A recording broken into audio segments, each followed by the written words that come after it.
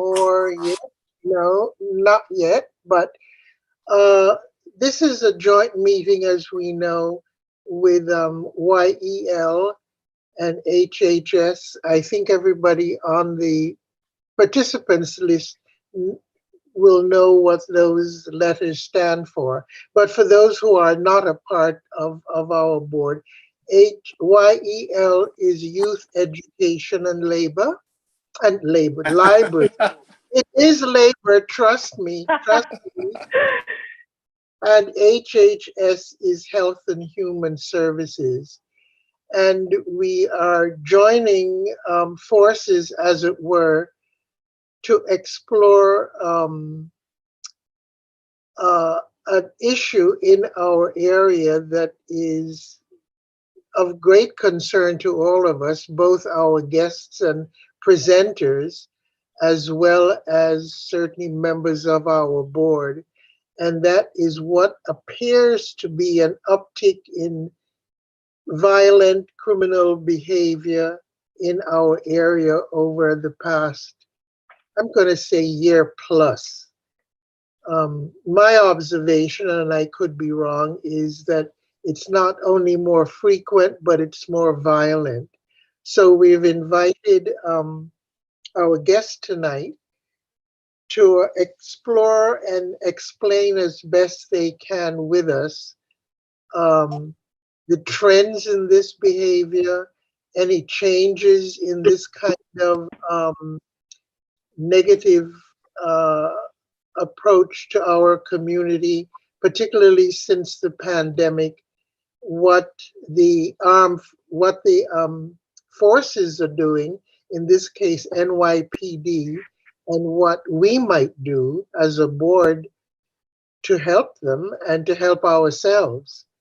Um, we're expecting representatives from the Community Affairs Crime Prevention Division. I don't see any yet. And also representatives from the 24th Precinct and the 20th Precinct. They may not give their geographic areas, so I will just say the 24th goes from 86th Street up to 110th, and the 20th goes from, I would imagine, the south side of 86 down to our boundary at 59th. So I'm going to call on the one person who is from the department. He was with us and then he disappeared. I guess he thought. No, Officer Henao, are you with us? Yes, I am here. So give us what's happening with the young people well, we're particularly concerned about the young people. What's happening with the young people primarily in your precinct, and what your particular unit, which is a youth coordination unit of the 20th, how you are handling the whole issue. Got you. Let me start off by introducing myself. My name is Police Officer Henao. I am the youth officer for the 20th Precinct. I've been the youth officer since 2017 and currently still am. I cover from West 59th Street to the south side of West 86th Street, from Riverside Park to Central Park West. The top three schools that I mostly deal with is LaGuardia High School, Brandeis High School, and Martin Luther King High School. What do I mean by that's the three most schools that I deal with. I have a very good connection with the school staff, school principal, and the school safety agents. So whenever they have incidents inside of the school, they would reach out to me first, and they will inform me of what's going on in school. The frequent types of crimes that I do come across inside the schools are adults and juveniles bringing weapons into school. What do I mean by assaults? Over the summer during the pandemic, many juveniles, they relied on social media to communicate with other students and other friends. And, they would talk bad about each other. And they would say, when we go back to school, we're going to resolve this. And when they went back to school, they would begin to fight at school, and sometimes it was spilled in the street, but mostly inside the school. So that's when I would get notified, and I would come, speak to the parents, speak to the kids, and they would get arrested, and we will never hear from them again. They had their disagreements between both parties, but they resolved it in school once they had the fight. This year we've only had one fight know of at Martin Luther King High School, and we also had one fight I know of that was reported to police at Brand. No fights at LaGuardia this year. Let's see what else. Crimes in general in the 20th precinct. The majority of the youth crime that is happening in the 20th precinct are youth on youth crime, meaning they're not random attacks. These juveniles, they're attacking other juveniles that they do know each other. So, for instance, if I'm juvenile and I know somebody from the area, I will attack them because our indifferences. I won't go around attacking random people. That's mostly what we have in the 20 precinct. It's not random attacks. We did have an incident that excuse me, I'm in a meeting. We had a juvenile who removed a purse from AMC. I don't know if you were aware of that. That happened about 2 weeks ago. It's still an active investigation, but we do know that it's juvenile. Uh, that's all that I am aware of at this point. But I mostly deal with school incidents and juvenile crimes within my precinct. Could I just ask a quickie question? You mentioned that you would, reach out or deal with parents.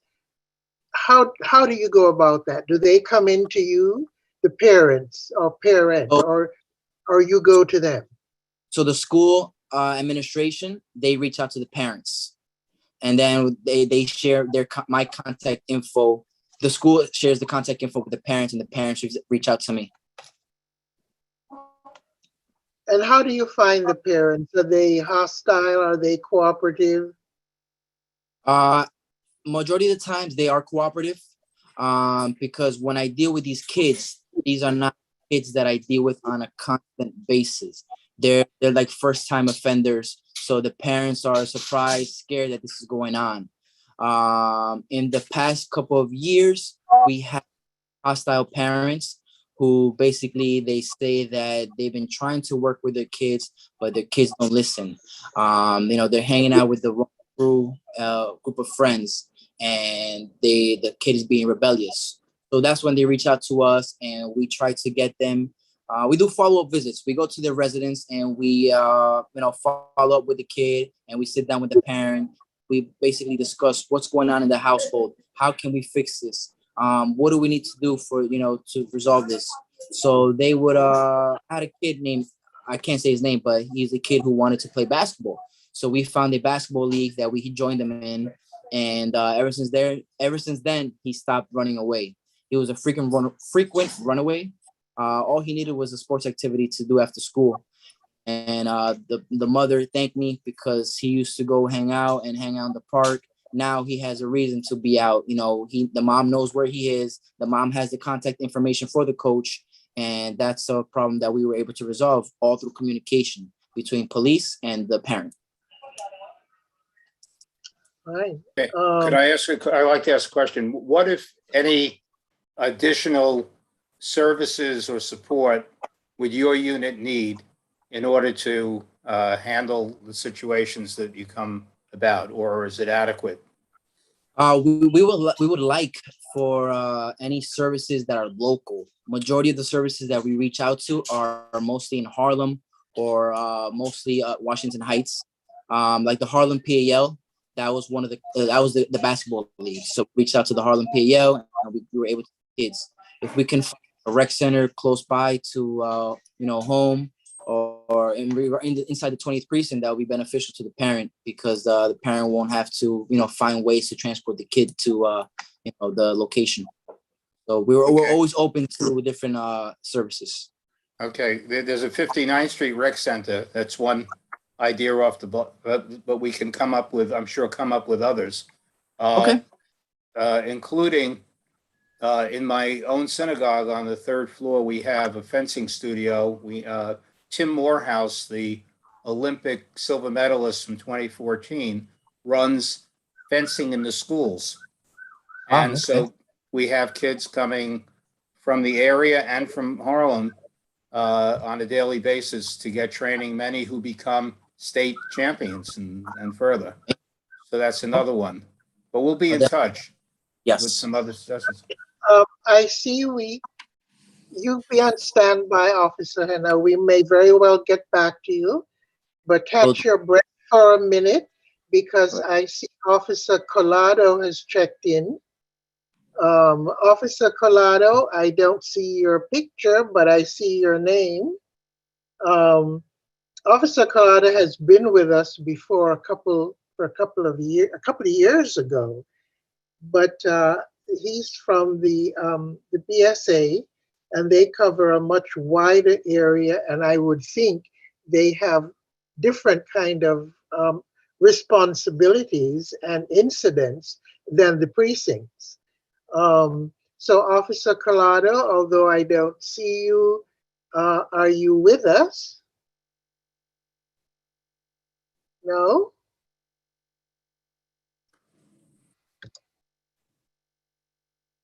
I see your name up.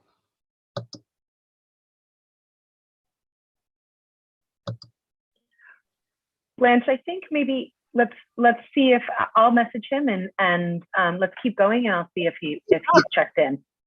Yeah, as I said, his name is here. Yeah, he just said he's having technical difficulties. So let's keep going and we'll see if they resolve. Are there any other questions for Officer Heno since he's on the hot seat right now? The only one on the hot seat right now. Any questions? Anything that If I could jump in? Sure. So I note that Officer Hanau identifies himself as a youth officer, and I've heard the term youth coordinating officer. I'm wondering if they're different things or the same things, and how do those functions operate in this kind of context? If you could give us sort of an understanding of I don't want to say chain of command, but I hope you get the idea. Absolutely. So I'll give you a little history. I started in 2016. In 2017, I was assigned to the schools unit. So the title was schools officer, which basically means that we will deal with the juveniles within our school zone, within the precinct. I believe in 2019, 2018, the NCO program kicked in, which removed the school team because the borough, One Police Plaza, thought that the NCOs can, deal with the schools. So eventually over time, they said they wanted to bring back the school team, but we wanted to expand their abilities to handle juveniles within the precinct, not only responsible for the school, but also juveniles that live in our precinct. So they changed that title to youth officer. And just recently in 2020, the middle of 2020, 2020, they changed the name to youth coordination officer. So that was a mistake on my part. I am youth officer. The roles of the coordination officer, we deal with crimes inside of schools and outside of schools. We follow up on juveniles who are victims, criminals, and missings. Those are the three topics that we deal with regarding juvenile. So how do we follow up with these juveniles? We would do home visits. We would contact the parent and we would go visit them and see what do they need from us? How can we assist them? How can we prevent them from being a victim? How can we prevent them from running away from home all the time? How can we steer them to the right path and, stop them from getting into trouble, often? So that is our main responsibility, to follow up with these juveniles and to let the juveniles know that, we are here to support you. We're not here to, lock you up. We are more like a support group. Whenever a crime happens, we will go investigate and reach out to the parent and see what services we also can provide. So that's why I like the idea of the fencing. I do not have any services for fencing or, sports team. That's the first, and I like that idea. We do also have Explorers program that is run by my partner. Explorers program is from the age of 12 to 17. They mimic police duties. We teach them the role of a police officer, and we also take them to Six Flags. We take them to museums. As a treat, we show them around our precinct. We show them the radio codes. We give them of the world. Well, also we do run a sports league. There's a new league called the Blue Chips. It's a citywide league that was created by Chief Holmes, and what that is in the summer we had a basketball league called the Blue Chips Basketball League. I actually have a jersey hanged up on my wall. I'll flip the camera. Let's see. So each player was given a T-shirt provided by the department, and in June that was the basketball league, and in July we had the soccer league. So we have juveniles from ages 12 to 17 who participate. The way we recruit the kids is we go on Twitter and we put flyers up. Any kid interested within the 20th precinct or outside the 20th precinct can definitely join the league. There's no restrictions, and it's free of cost. Uniform is provided and free transportation. Currently, we do have a flag football team that we're currently in season that started in September and it finishes in December. This is the jersey we have for the flag football provided by the department. You can see it says Patrol Services Bureau, and it's the Blue Chips League. Very nice jersey, free of charge, and free transportation and all that. So that's pretty much the department is creating leagues and keeping the juveniles busy. A lot of juveniles, they were stuck at home during COVID. So the department wants to find stuff for the kids to get involved in. Blanche, I have a looks like question, it looks- Blanche. Sure, go ahead. Go ahead. Hello? I'm not sure This who is that Bob was. Espia. Are you calling on me or are you calling on No, someone else? it's actually Elliot Goldman has his hand up first, and then it comes to you, Robert. Thank you. Okay, thank you. Just really quickly, it sounds great that you're providing services and you do an assessment at the beginning. Some of it sounds like maybe there's a need for some parenting skills and communication skills in the family, in addition to after-school activities. But in addition to those two things, are you finding anything else helpful?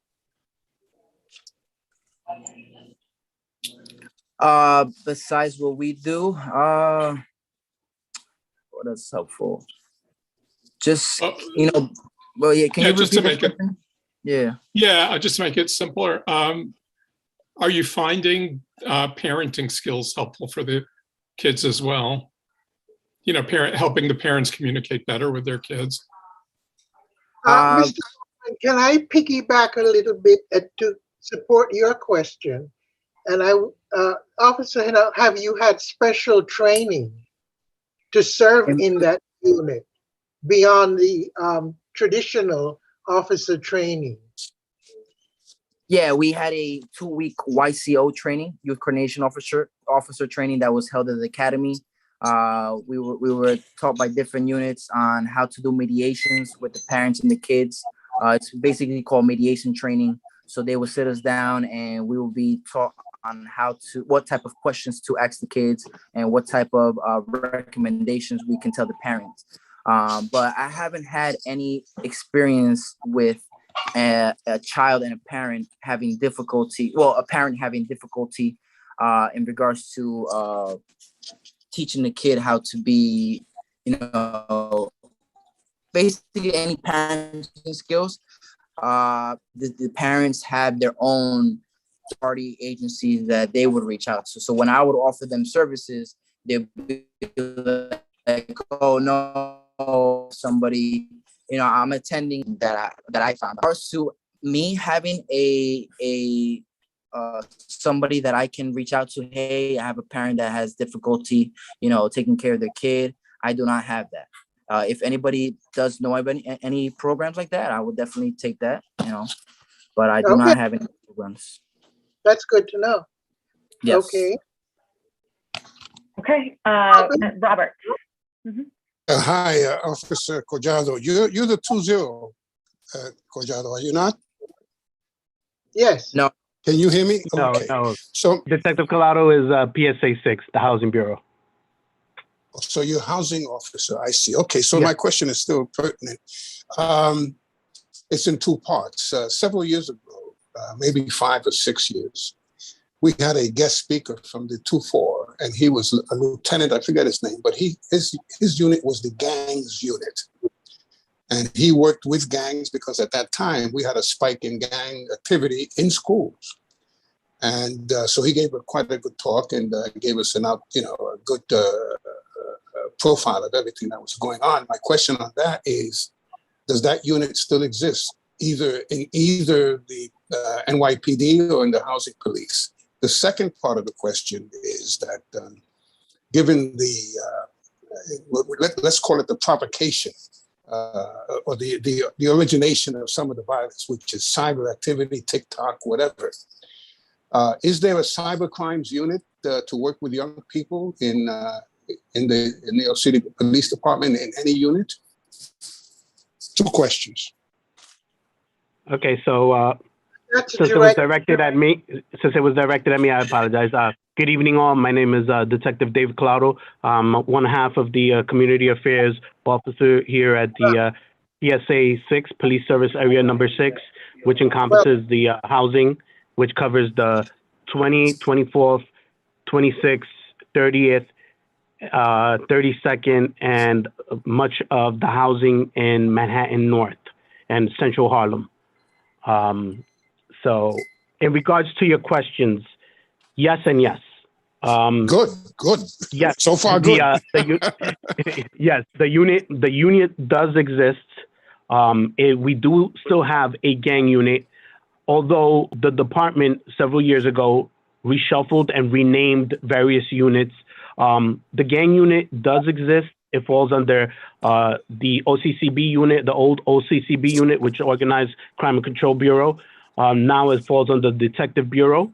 You also have what we call the Intel, our FIO, Field Intelligence Officers. They handle more of the cyber, I guess, not crimes, but investigation when it comes to dealing with youth, especially pertaining to social medias and trying to keep track with them. These units, every precinct has what we call the Field Intelligence officers, but in housing it works a little bit different because with us we encompass several precincts at one time.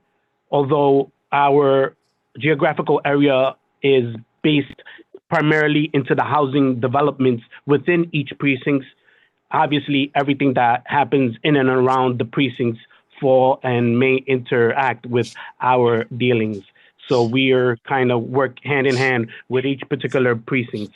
It is very important to note that because of the realignment that NYPD did several years ago, we have physical control of the 24th, 26th, and 32nd precinct only.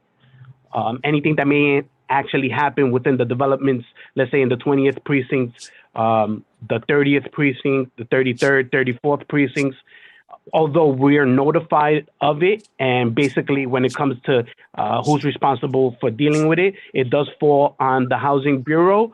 The day-to-day enforcement falls on the individual and respective precincts. So Well, if you give me an example, yes, I think that's excellent. Yep. If you give me an example. So, for example, all of the kids, they're school kids, all the way up to high school, they live in public housing.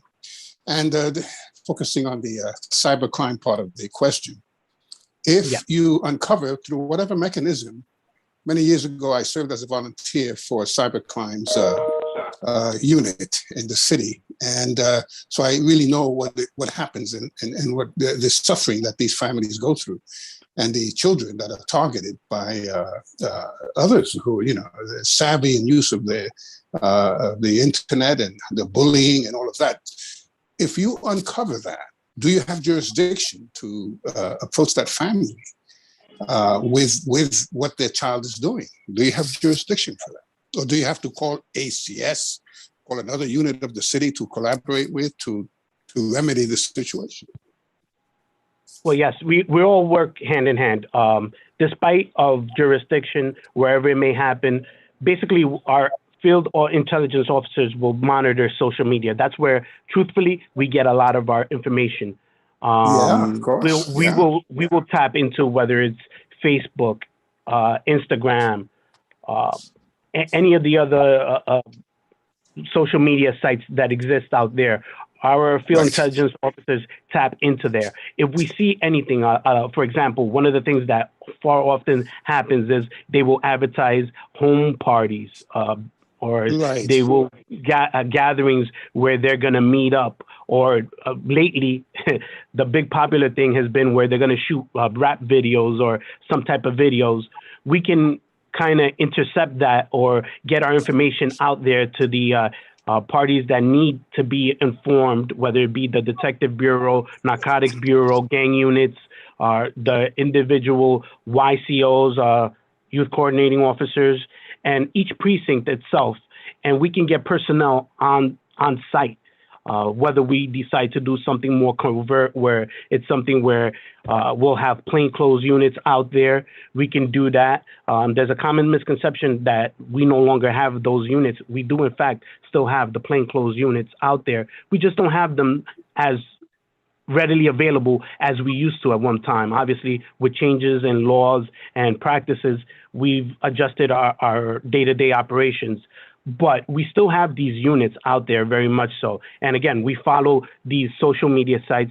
Facebook is really good with us in regards to that. We're able to, whenever they're going to have any type of vigil for members who succumb to some type of crime, injuries or deaths, you know, we're there. We monitor them. We make sure that we have enough personnel on the ground to try to avert any type of retaliations if it's something that is called upon.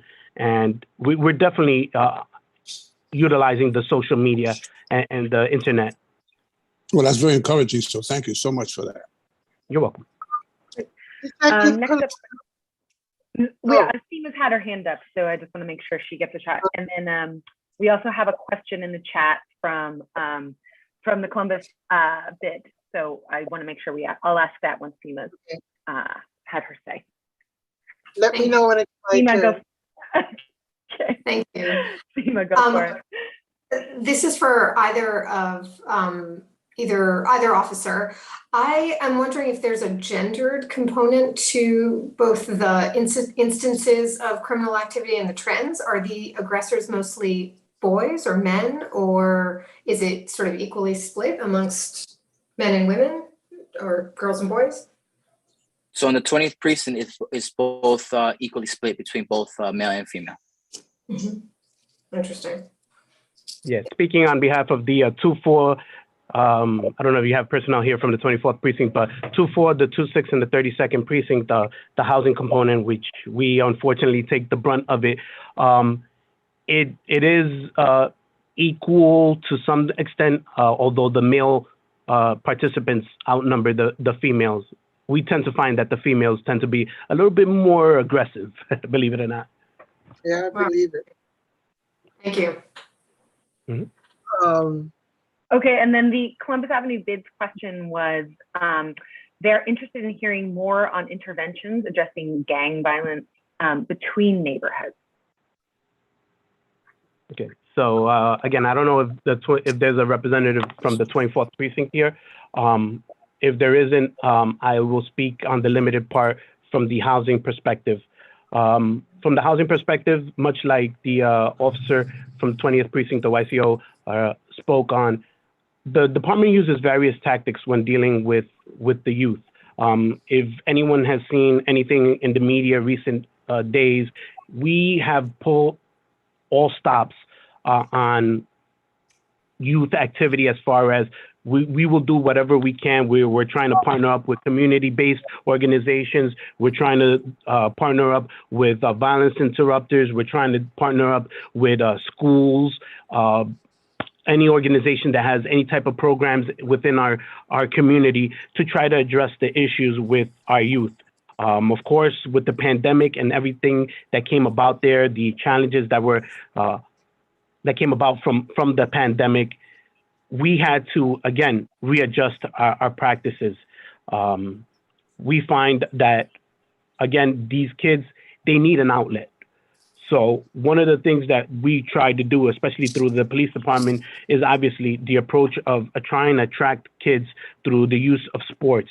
Whenever we have facilities that offer other activities beyond sports, again, we try to partner up with them to try to give as much flexibility and just whatever activities we can get our youth involved in. We try to utilize that to kind of get their way to kind of get their attention and interject any type of activities that they're trying to do. Far too often, when they have too much time, curiosity peaks. And that's when we end up having a lot of our problems. Too much time on their hands, the inability to go out to socialize. They're no longer, they weren't able to go to school, socialize with their friends. Everything was clamped down. And as it went, it created more of a problem than I believe anybody anticipated. But again, in regards to NYPD and what we do, we try everything possible from attracting our youth to our programs, much like the officer has spoken from 20th Precinct, to our personal, our programs, the Explorer programs that we have in each precinct, any type of after-school programs that are done within the PAL, the police athletic leagues, boys and girls clubs. I know in the 24th Precinct, you have on 104th Street and Columbus Avenue, you have the, I forget their name, the after-school program, Children's Aid Society that's there, that they offer the gym, the gymnasium with the basketball. That helps out tremendously because, again, anytime that we can take these youths out of the streets where, the curiosity, their inability or ability to get influenced negatively, anytime that we can move them away from that, that helps us. Again, we utilize these partnerships to gather the kids. We understand and we are very much aware that dealings with police department is not the most attractive thing.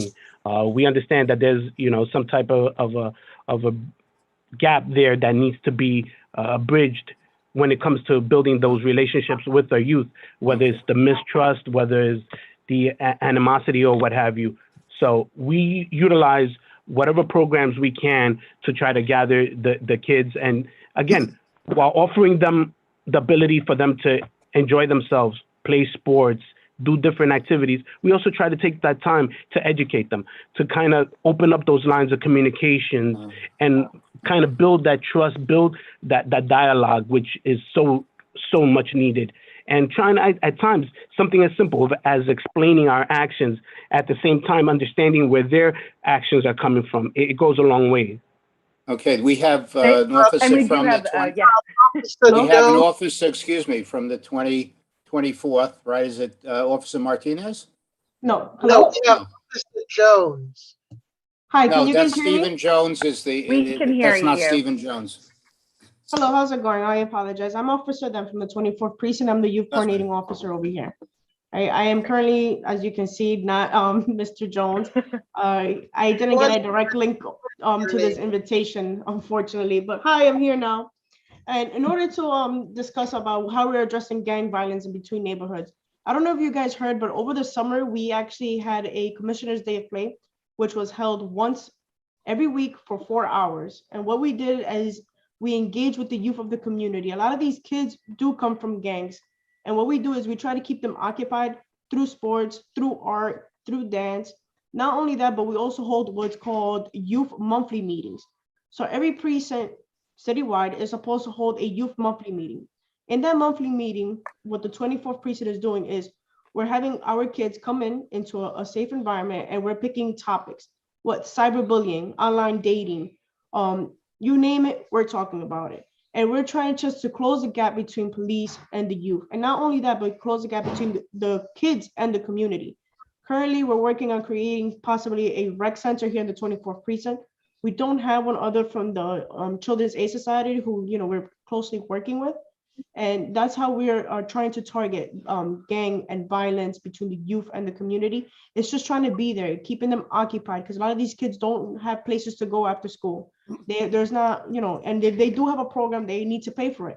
And a lot of these kids don't come from, the resources to have money to pay for these programs. So like I said, what we're doing is we're trying to keep them occupied, letting them know that they have someone there. And in regards to parents, what we actually do here is every kid that we try to reach, we try to, have the parents come to the youth meeting. So that way the parent can see how we're engaging with their kids and what we're trying to do to provide resources for the parents and the youth. I hope that answered a few of your questions. Yeah. Would there be any other services or support that would help you do your job? As of right now, what we're doing is we're working to create a rec center. Because what we have right now is most of the rec centers are built up north, and we don't necessarily have one here in the 24th precinct. And we do have two major housing complexes, which is Douglas and Wise. So currently right now, we're working with the Police Foundation and the Children's Aid Society to create a safe environment where these kids can have access to financial literature, learn some culinary skills on how to cook, how to clean, not always, focusing on Uber or staying on your PlayStation all day or, going out in the streets, keeping them occupied as they're learning, as they're becoming ready for college for the future. Maybe college isn't the right way to go for it. Maybe they want to pick up a trade, or maybe they want to go a different route. They should be given these options before, they are shut down. And that's what we're trying to do. So currently right now, I'll take any help, we'll write in between. So that way, right now we're going to be painting, hopefully within the next week if we get the approval. We're getting computers donated so that way they can have a nice little research lab. We have some beanies coming in. And yeah, that's what we're going to get started to have this community. The community has been very helpful so far, supplying, helping, and hopefully it continues that way. If I may, Courtney, if I may interject something there pertinent to what the officer just said. Hang on, Robert. Actually, Roberta had her hand up, so let's go to Roberta and then I'll come back to you. Roberta, let me ask, I'd like to get the officer's actual name. Officer? My name is Officer Dunn, T-H-E-N, from the 24th Precinct. And your first name is Francesca? Francesca Dunn. I saw that name. Okay, fine. Welcome. Thank you. Well, thank you so much. Officer, thank you so much. Goddard Riverside has some wonderful programs that include right in your 24th precinct, including at the school, the high school. They have a program where they're teaching children how to work, and they have internships for them, and they have programs for them. They also have an options program where they teach children how to apply for college and get into college. And they have some wonderful tutoring programs. So I'll get your email from Blanche or Courtney, and I'll send you some information tomorrow. Thank you so much. I appreciate it. I'm going to send my email and my contact information in the comments below as well, if you guys need a contact to reach me. Oh, good. Okay. Robert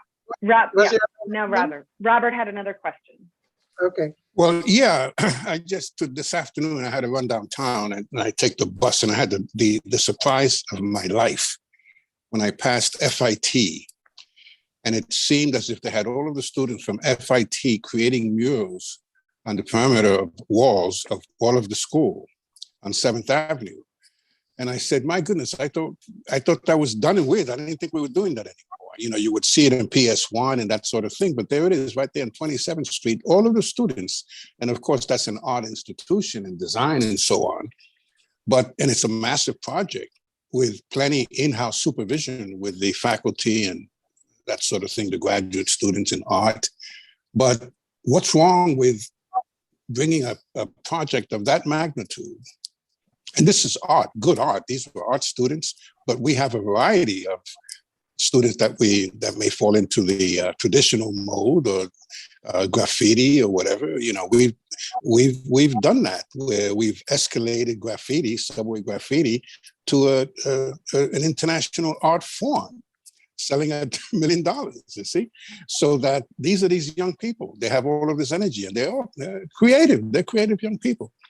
And if we coordinated a project really on the wall painting scale of what we did for that beautiful playground there on 5th Street, Shelley, and incorporate and fold in all of these young people from high school and even at different levels. You can have the middle school students, but and I'm sure that we could get the resources, and we could that could be a massive community project. The Upper West Side wall painting extravaganza, something, you know. So I like to put that in our thinking cap as a way of engaging these young people, because it's all about energy. It's all about energy. They have this massive amount of energy, and coming out of the pandemic, it's awful. Anyway, so that's my thought, though, Courtney. Okay, I see. Actually, Officer Rosanna, I see your hand went back up. Do you want something you want to respond to, or is that you still there? Hi. How's it going? So yeah, in regards to the graffiti, I definitely understand your concern, and I see where you're trying to get at. So currently, I'm not sure if you guys heard, but we have our explorers who go around, and we do graffiti cleanup. We try to go around the city. We get these items donated from the community. We try to clean up as much as we can. And what we try to do is, like, for example, we've had a youth here who was doing the graffiti. So instead of him doing the graffiti, we got him to somehow help us clean. And now he's like into it. Instead of releasing his stress into writing what he was doing before, he appreciates cleaning it up, because it's almost the same thing as graffiti. And the only thing is just not expressing himself fully the way that he wanted to, but he says that it's a way to start.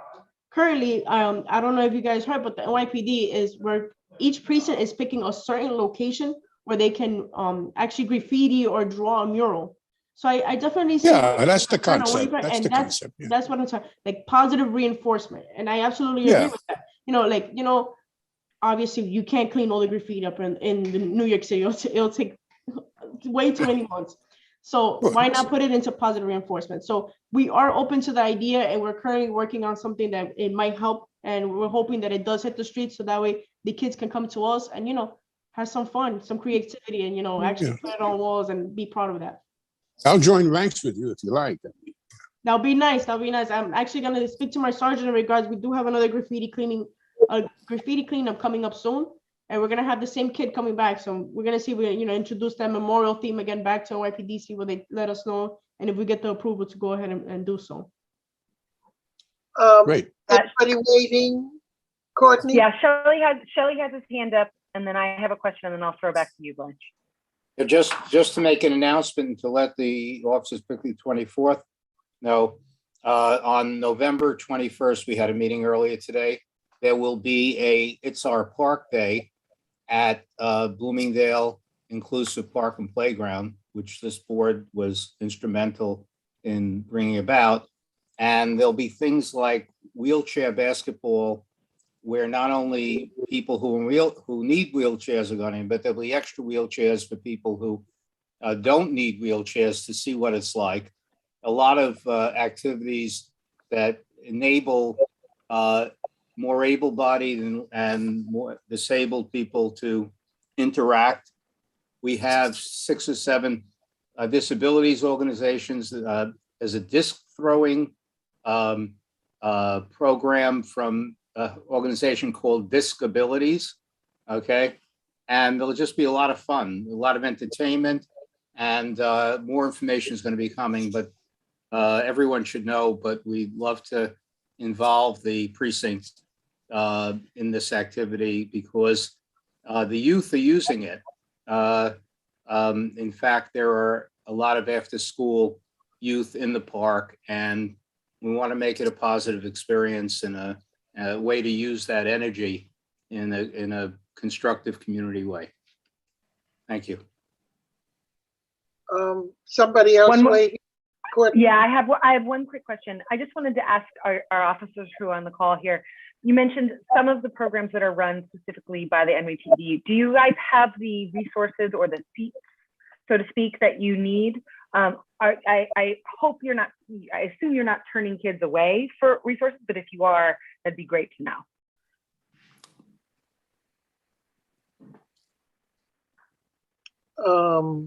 Who wants to take that one? I see Officer hand up. Yeah. So currently, we are not turning away any kids. The kids that we do receive here, it's if we don't have, first of all, we have the Explorers program, we have the YLC program. So we do have programs in-house. We have, like my colleague was saying, Officer now, The Blue Chips program is huge right now. It's up and coming. It's rising. We have the kids who are very interested, but for those kids who are not interested in sports, what do we have? We have after school programs from different schools that are willing to take these kids in and teach them about art, teach them about instruments. We do have LaGuardia High School, who is in the conference of the 20th precinct, who's willing to work with us in involving kids into music. So we aren't turning the kids away. We don't have the resource here or something that they like or they enjoy. We are actually referring them, getting them those people. We're getting emails, phone numbers. We're getting the kids connected to those people that they want, the people that they want to reach out to. So we don't return. We just try to help, and we send them to the right place, the right location, the right referral, so that way they can get what they want when they need it. That's great. Okay, perfect. Thank you. All right, Blanche, back to you. Okay, Detective Collado, this I think would fall under your unit.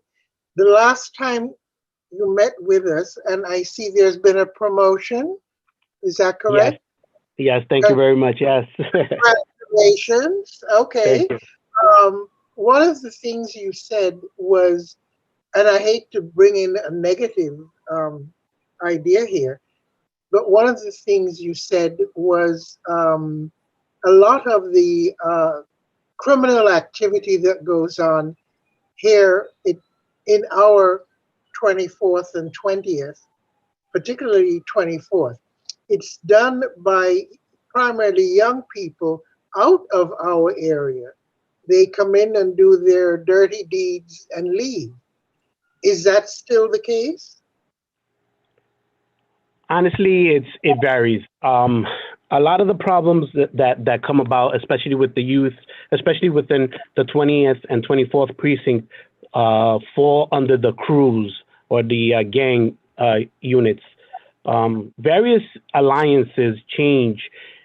They're constantly changing. So sometimes it's very difficult to keep track of who's siding with who has an alliance with who. For example, right now, the main problem that's happening in the 24th and 20th precincts mainly the 24th, fall between, we have what's the crew named CAG, those are the Columbus Ave Gunners, and the MCF, the Money Comes First group, which is more the WISE, the Hostess area crews. That was one of our biggest challenges during the summer, where a lot of those younger kids were getting involved in the crews and going out there and participating in acts against one another. Sometimes we found them utilizing firearms very often. A lot of the situations that we came across was more of youth, sometimes ranging from 13, 14, 15, and 16 years old. They ended up participating in a lot of the violence, and primarily because some of the older guys put them up to it. They understand that, guess what? If the younger kids get caught with a gun, they're not going to get as stiff of a penalty as, let's say, the older guys would. So a lot of times they will direct the younger kids to act on their behalf. Other times, much like you said, they will bring members from different alliances, whether it's kids from St. Nicholas houses up in the 32nd precincts, even as far up as the Polo Grounds, where you would have kids come down there that are in alliance with them and handle their dirty work, if you will, for them. That's constantly actually a big problem that we're going through right now within the 26th precinct, where we have the OB, the Onlyville guys, kind of have an alliance with some of the kids from Drew Hamilton houses, as well as even from the East Harlem, Lincoln houses and Wagner houses, and they come in and they do the dirty work for them on the other crews. So yeah, we still have that issue going on. Okay. Question for you. Is that the younger ages, the 13-year-olds, 14-year-olds, is that a relatively new trend since Raise the Age? Relatively new when we think of what normally is. Normally, we would take the crews to be older kids, guys who are more aware of their actions, if you will. Again, with the changing laws, and they're not stupid. They know that the younger the kids, the more they can get away with. Less of a penalty. Case in point, what was it? 2 days ago on 125th Street, between Amsterdam and and Broadway, we had two 13-year-olds shoot at each other in front of a bus. One of the kids was walking with his mother, believe it or not. This was at, I believe, 7:30 in the afternoon, or in the evening, I should say. They just turned around and shot at each other. Both kids were arrested, but we thought at the time that they hadn't hit anybody. Earlier today, I believe I was notified that we had another juvenile, I think 15 years old, walk into St. Luke's Hospital with a gunshot wound, whom he admitted he sustained on that same day at that same location. In his leg, yeah. And also, Mark has kindly pointed out to me that Peter Arndt, I think, in the attendees, has had his hand up. So I want to make sure he gets a chance to ask his question. Peter, I've just allowed you to talk, so you should, I think if you unmute, you should be able to be heard. You there?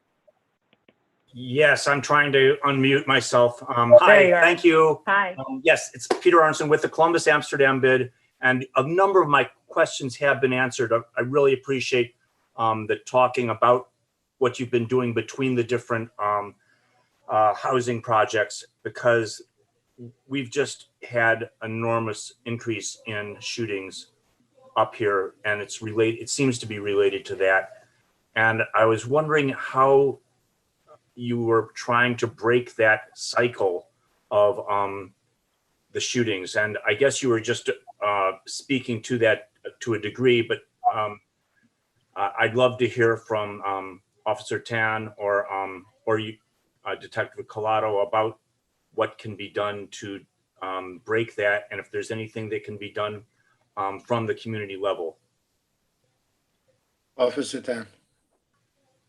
So currently, right now, what we're doing in regards to the shootings, that you're right, there has been an increase in shootings in the area.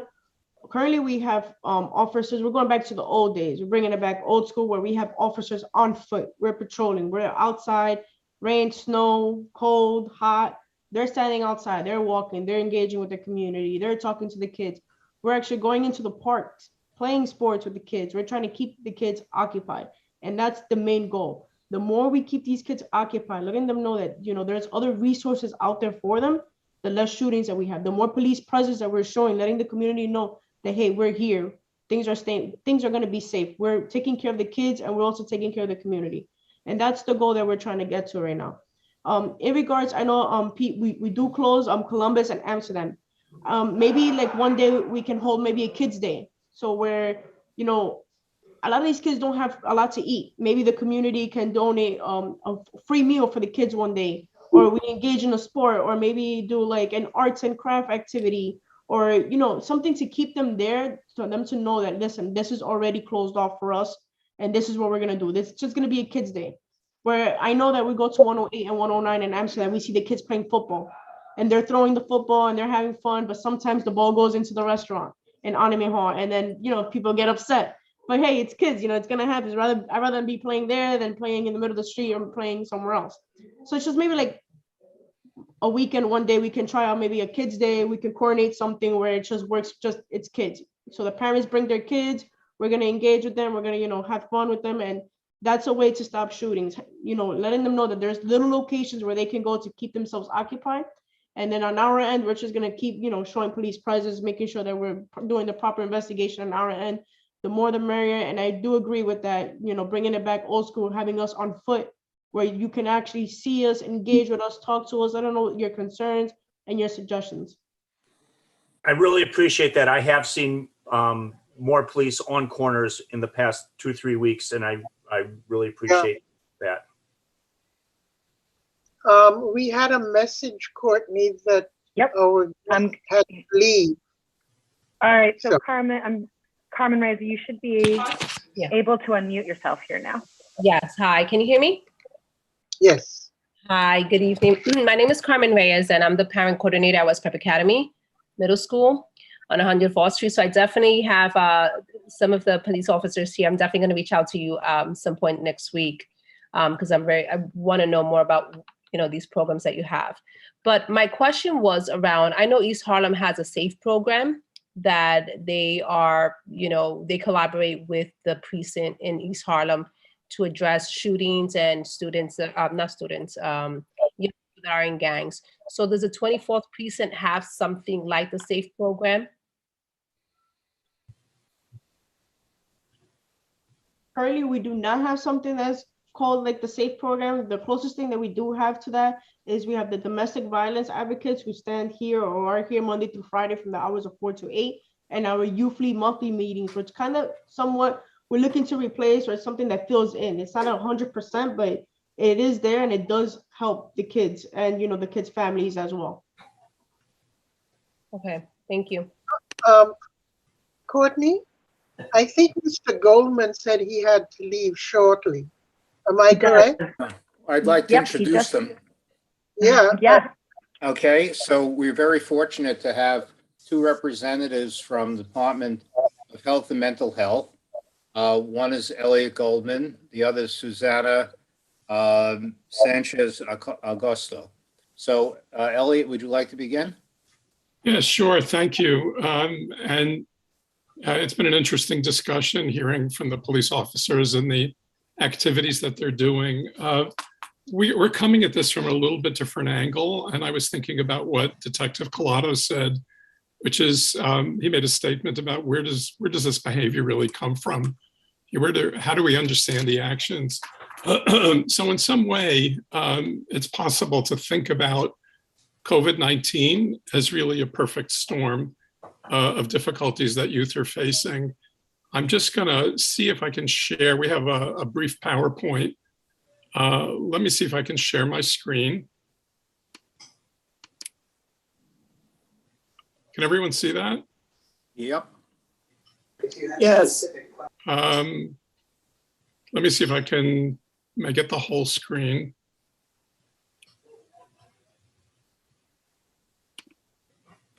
Okay. So as I said, I'm Elliot Goldman. I'm with Susanna. We're both kind of clinicians and program developers in the New York City Department of Health and Mental Hygiene. I'm going to go through this first part pretty quickly because I think most people are aware how some of the factors affecting youth.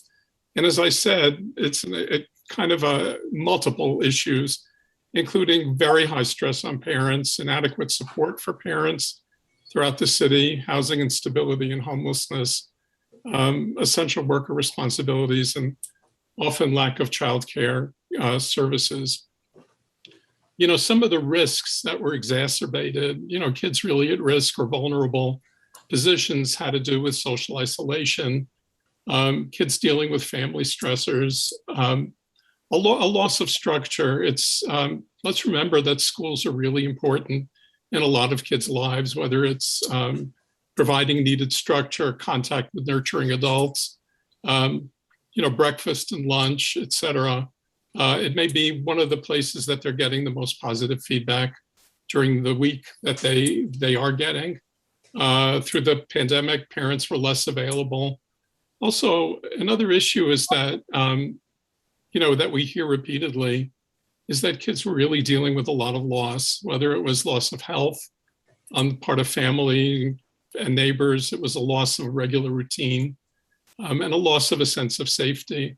And some of that's still going on now. You talk about gun violence on the Upper West Side, on Amsterdam Avenue or Columbus Avenue. That's very scary. So all these factors really impact youth and make it very difficult for them. Some of the issues that we've seen with children is a wide variety of symptoms, whether it's fatigue, numbing, low motivation. A lot of children are expressing anxiety about returning to school. If they'll get sick, wearing masks. There's a lot of kids who are having trouble sleeping and eating. kids having trouble focusing. And lastly, a good deal of irritability and anger and argumentativeness. So kids who were struggling before, the bar's been lowered, and kids who were impulsive or at risk or vulnerable are having even more difficulty. So disruptive behavior, which is really kind of the focus today, stress and aggression, violent behavior, kids being disruptive, really has its roots in a lot of different areas, whether it's the irritability I spoke about, kids who are depressed, dealing with losses, dealing with trauma, the family stressors, parents may be essential workers, or there may not be enough money in the house, or people aren't sure where the next meal is coming from, the loss of structure, with not being in school, parents are less available during the last year and a half. And again, the losses. So that really sets the stage for significant behavior problems going forward. I'm going to turn it over to Susanna, who'll continue talking about some age-specific issues. Thank you, Elliot.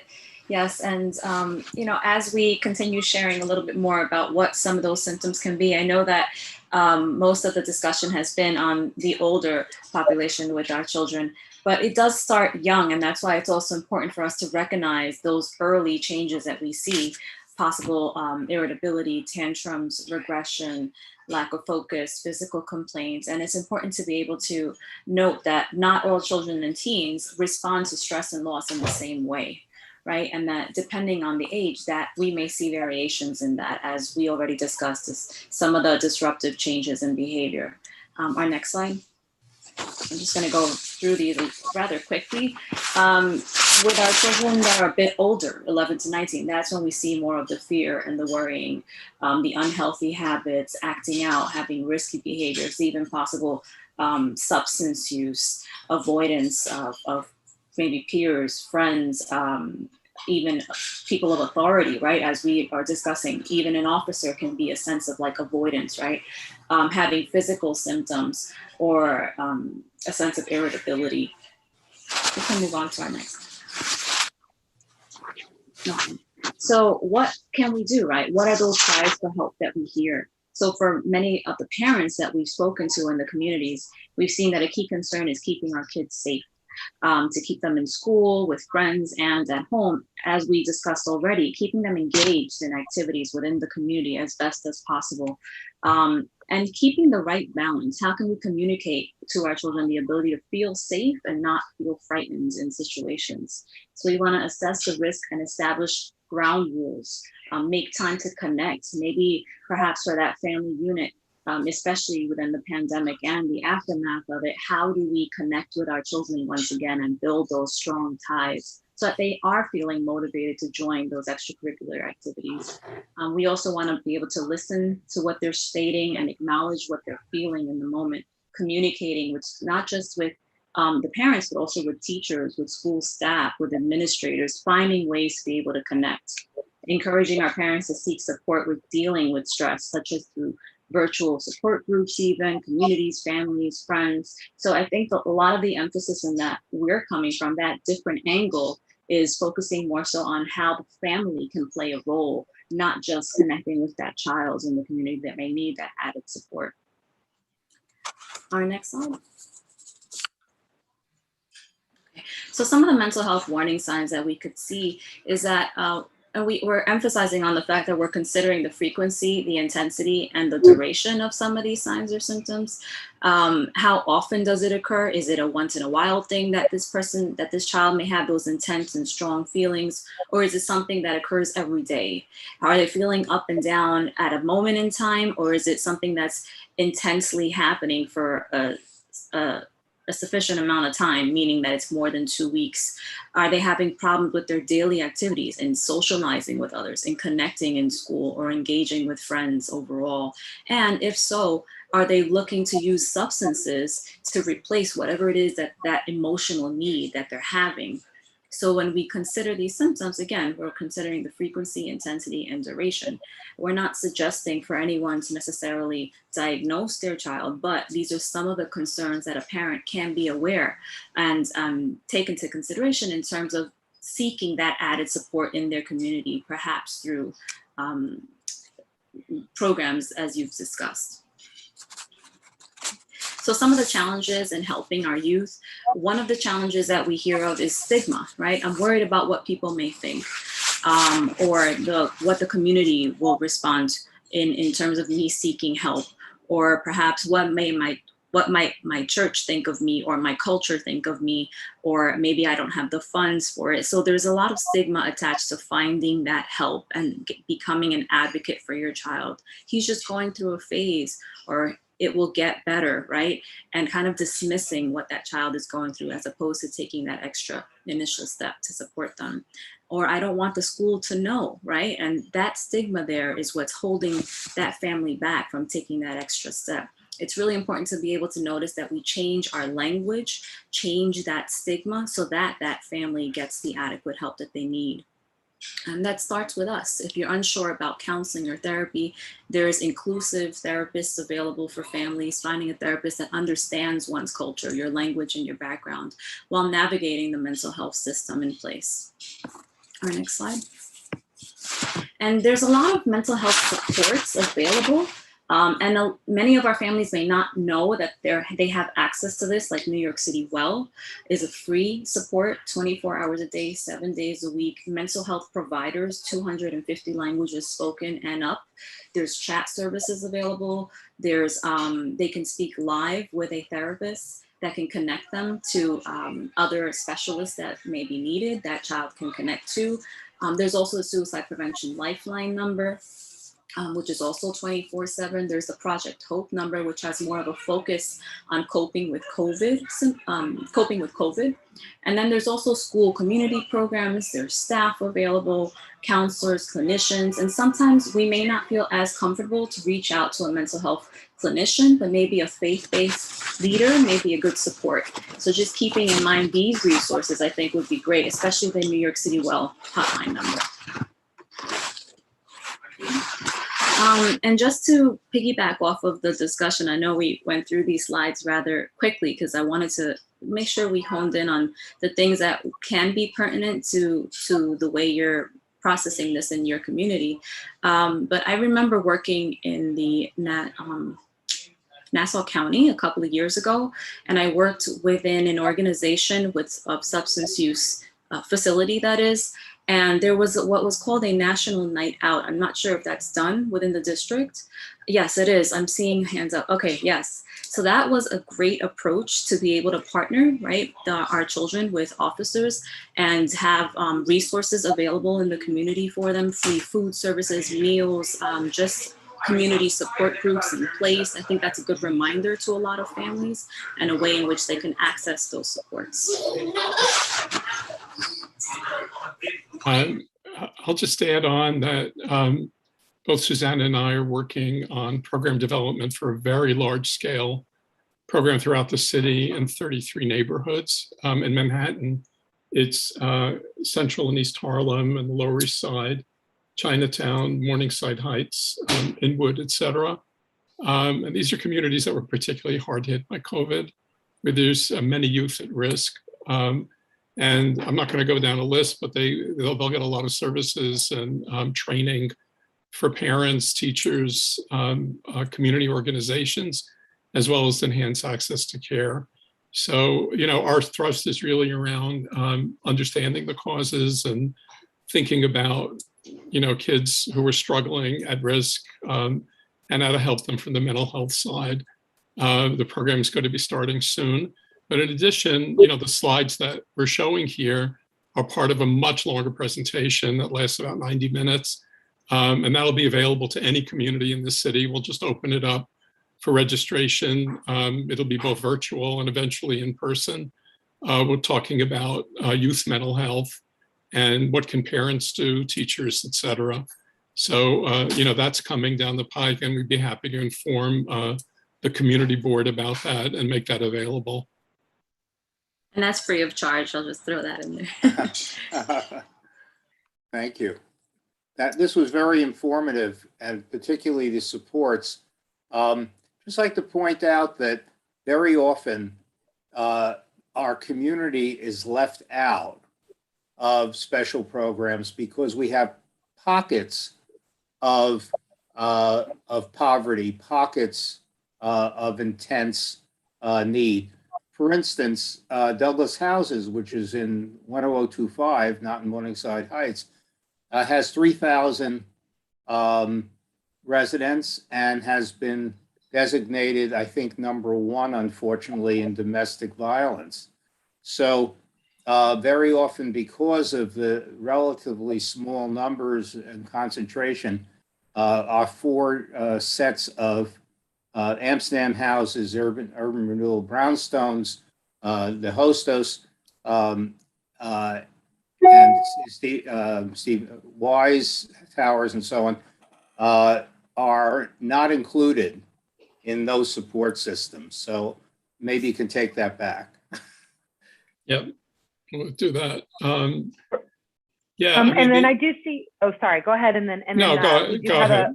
No, go ahead. We have an attendee who has had her hand up. I want to make sure. So Cynthia, you should be able to speak. And then Peter, I also see you have your hand up too. So we'll come to you next. Hi, piggybacking just off of what Sheldon said, I wanted to make it clear to the board that the NYCHA developments are not included in a lot of these programs. However, since the shootings and the stabbings and the uptick of violence around here has started, we as presidents have band together. Not that you guys would know, because maybe if you communicated with us more, you would be aware that we have made a lot of our apartments as safe havens to kids that if they feel unsafe going home, they have our numbers, they can reach out to us, we intercept them, we walk them home. We have a lot of high school students that live in NYCHA that have also offered their services to walk kids home if they feel that they're being watched or what have you. I have also opened up my community room. Since the shooting happened between 89th and 90th Street, for residents to come and speak to the police, because a lot of them are afraid of what happened on 89th Street. So since my community room is a little further away from the shooting, they feel that they can come over there and speak to the police without someone seeing them having direct contact with them. If you truly want to know what's going on, you guys need to communicate with us more. That was happening at one time. It has fallen to the wayside again. And maybe you know. If I can say, when you say you guys, are you referring to Department of Health? I'm talking to the board. I'm talking to the board. Oh, I see. One Okay. time we had an agreement with Stephen Brown to communicate with us more. You tend to not listen to our voices. All right. As this meeting's going on now, one of your board members is tweeting about glad to see how the trolls are not on the meeting tonight. Shame on you, Sarah. This is what happens when you guys, CB7 doesn't communicate with us. We have a very close relationship with the 24th Precinct and PSA 6. Douglas even has an Explorer program now. A lot of our kids, even though they're underage and they cannot be vaccinated yet, so they cannot do after-school sports programs, have been going to the Explorers program at Douglas Houses. These are things we know, but CB7 doesn't know, because they'd rather say, oh, the violence is coming from the housing, rather than actually talk to us. You guys got to start talking to us again. Okay, stop mocking us, stop making fun of us, stop tweeting about us, and actually start working with us again. And you'd be amazed to find out we're the ones busting our chops with these kids, talking to them. I don't see any board members on the corner. That's why I joined the meeting late tonight. I've been outside all afternoon. If I can stand outside with my cane to make sure my great niece and my great nephew and all my neighbors' kids get home safely, then the board can start either communicating or feel free to step up and do it with us. But don't condemn us. Cynthia, could I just ask a question? When you say us, communicate with us, who is us? All I mean, I know they're presidents, I know. But all the presidents. We're the ones that communicate on a daily basis. So I know. So when This was is the last time the CB7 communicated with any of us presidents? how can we, as a board, find out who all the various presidents are? Stephen has the list. CB7 has a list. You have a Okay. list of all our names, emails, and phone numbers. Why is it you don't know this? Okay, thank We've you. worked with all of the units, Penny, with Polly, Cynthia, Madeline. So we know who the leadership is with respect to NYCHA. We've known that for years, and we've collaborated with them a number of things. A number of the improvements that are afoot are a result of the collaboration between members of this board who are also local residents and leaders in the housing movement. So, you know, there's no mystery there. There's no mystery. Unfortunately, the communication has dropped off lately, but you'd rather tweet about us while you're having a live Zoom meeting going on. Shame on you. Hey, Cynthia, we hear you. I promise. Promise. Okay, Peter's had his hand up for a while. Peter, do you have a question? I wanted to just pivot to the information about the mental health for different cultures and see if that, we had talked with Officer Tan about trying to get things out on the streets because the street is open on Sundays below 106th Street. It's open Saturdays and Sundays north of 106th Street. But is it possible that Department of Mental Health would be able to provide some sort of activities that would introduce those counseling possibilities to area residents? We have a huge diversity of people and backgrounds. We've got people that have escaped from the situation in Yemen. We've got people from all over the world. And then we've got issues here in our own backyard that we need to have people available to talk to about. I mean, it's across the board, but I was not aware that you guys had the culturally appropriate, whatever. Yeah, I'll say this. I don't know about being able to provide counselors, but we can provide listings of diverse groups of therapists that you know, can be contacted. So I'm not sure who I would contact in Community Board 7 about that information, but we can certainly provide that. And there's a group of, sorry. Elliot, if you, Pauline has my contact information. Okay. So yeah, we can provide that that information, and I can certainly ask about you know, availability of counselors you know, for the community. Is it youth counselors or is it all age groups? So what specifically do you think you need? I think it could be across the board, but I mean, I'm not an expert on it. I just know that we have a high number of youth, we have a high number of elderly, we've got a high number of people with disabilities, so that, and we've got people, like I said, from across the world. I mean, there's people that have escaped from South and Central America violence. There's people that have escaped from Middle Eastern violence, and there's people that have maybe escaped from Far Eastern violence. So I just know that their families have, that may have been exposed to trauma or may still be aware of family members that are experiencing difficulties. And Yeah, I have no sense of whether, how far that penetrates down into the youth that I see on the streets. Okay, I'm happy to check out, you know, what we can provide or links to services. I know NYU has programs counseling for traumatized populations, but you know, we can provide a more comprehensive list to the community board. Great. If I could get some information, we have events coming up this Saturday and Sunday, and we'll have the options program that Shelley had mentioned earlier for college entrance for kids that are not from a family background that would allow that, or that would be aware of how to do that. They'll be out on Saturday up at 110th Street, and we could easily add some of your materials to a table up there if that was of interest. Are you talking about this Saturday? Yes. 2 That's days going to from be now. a challenge. I understand, but let me know if there's something we can do to support it. Yeah. It's not going to stay warm very long, and I don't know how long we're going to be able to keep the streets open. You never know. Okay, thank you.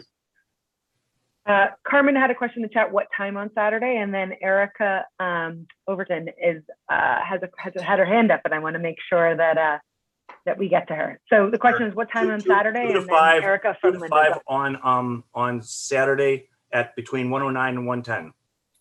Come on up. Great. Okay, Erica from Assemblywoman Linda Rosenthal's office. I'm promoting you, so you should be able to speak. Hey everyone, Erica from Assemblymember Linda Rosenthal's. I do want to piggyback off what Department of Health and Mental Hygiene had said just about mental health and in schools, because the Assemblymember has a bill and has had a bill that's currently, I believe it's stuck in higher ed, where it would license school psychologists. Right now they are not. They have their master's, not their PhD. And so they cannot provide services to the children that they're helping in schools on weekends or after school. It has to only be in a school setting. And so there's a continuity of care issue there, where kids who would need help after school or maybe on weekends to talk to their person, they don't have access to them. And so the issue is trying to make school psychologists, basically license them so that they have the same powers and privileges as regular psychologists. And so I don't know if CB7 would like to do a resolution or something like that. I could send you all the bill information. We're just trying to gather some support, more support for it. If you could send me the information, yeah. I could pass it on. That's not the office we're in, but I know who to send it to, and we can try to connect you that way. Yeah, that would be wonderful. Yeah, it's the higher ed does take their, they don't like to give licenses to usually licensed new professions. So that's been the issue, but it's something that she's been working on. So just wanted to bring it to your attention for anything you guys wanted to do on it. Okay.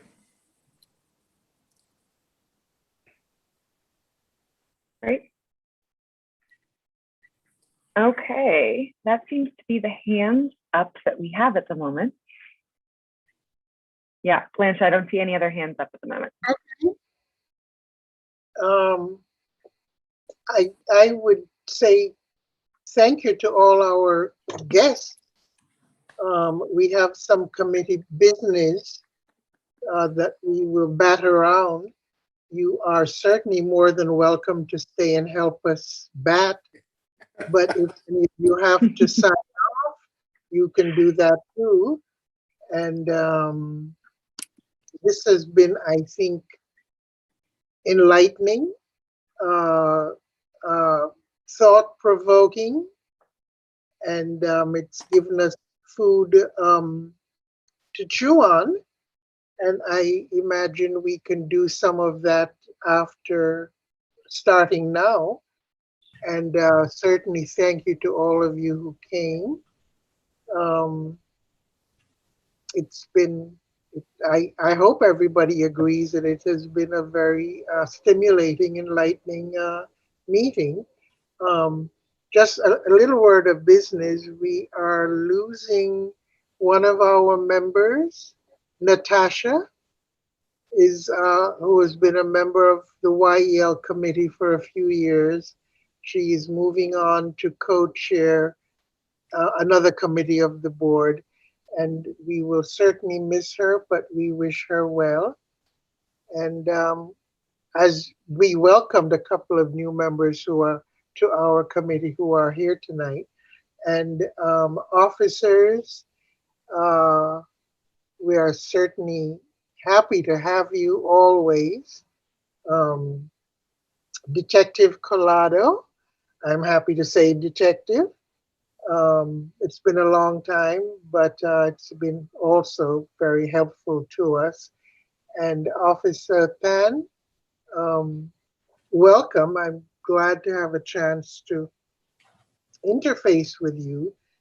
And there's a lot more I'm sure you'll be hearing from us. Okay, that's enough sermonizing from me. Courtney, we will go on to any new business or anything Thank you, that we Susanna. discuss as a follow-up. Okay. I guess my first question is, does anyone from see anything like a resolution coming out of our deliberations?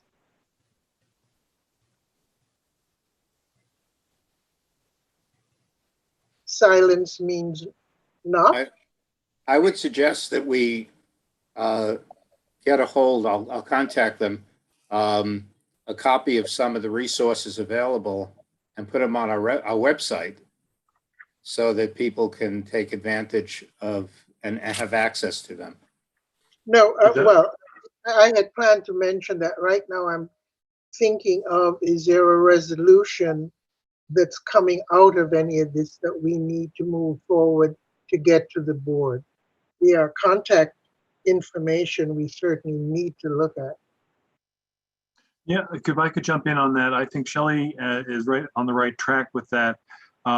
We've just gone through our budget process, and a lot of the things that we were talking about tonight, although not perhaps in exactly the same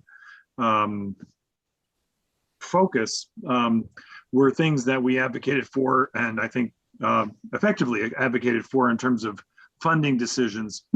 So I wouldn't want to start, in effect, watering that down by adding additional thoughts that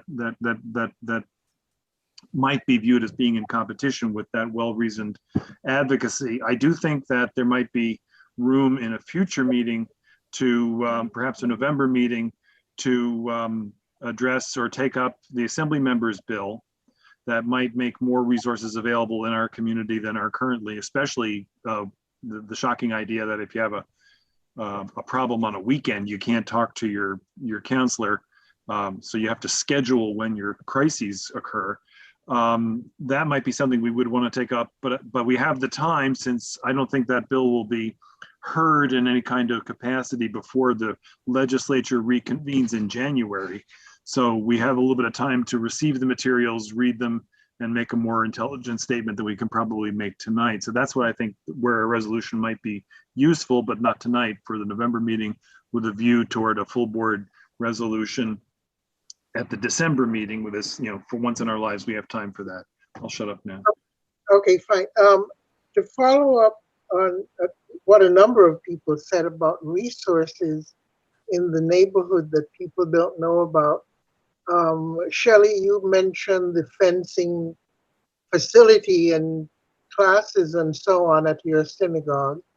Roberta, you mentioned a number of things that go on at Goddard Riverside.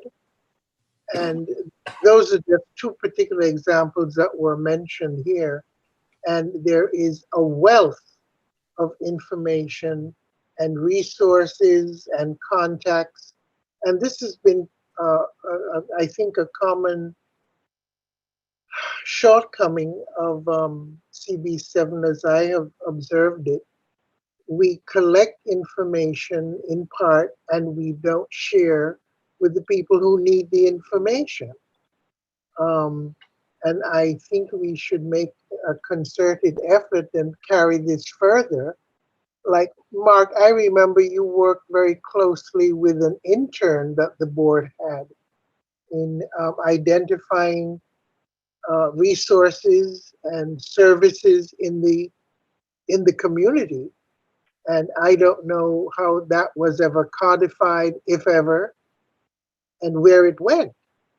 It went into our database, which is now, the board has available to it the services of Beta NYC, whom we've sort of prepaid to help us bring that up to date. I think we need to be a little bit patient still with the changing of the guard at the district office. But that is a project that I understand is going to go forward. And that is one way that we can connect folks to the services.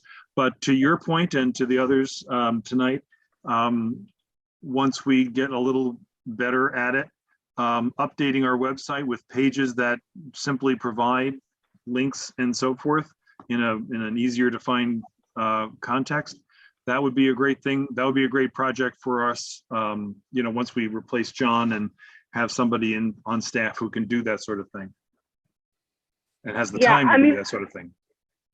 Yeah, I mean, Mark, I agree with you. I think it's interesting to take a look at the Assembly member bill, and I'd like to get a little more information because I always want to hear pros and cons on those. There may be, I'm not familiar enough to know if we have all the information. However, I agree with you that intuitively it feels like we should be making more resources available than less.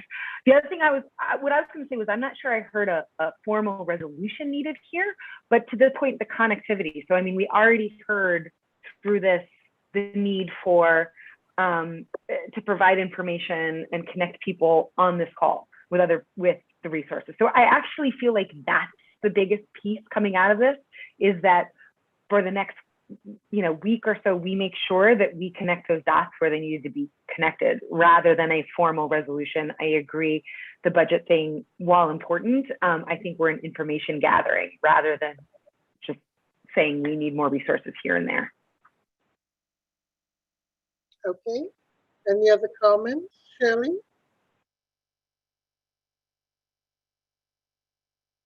Nope.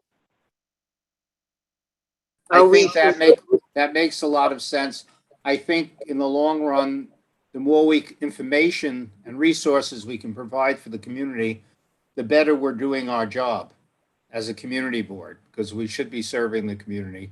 And if we try to put it in the resolution may go into a file, but getting those resources out will hopefully get to the community, and that will be really doing what we should be doing.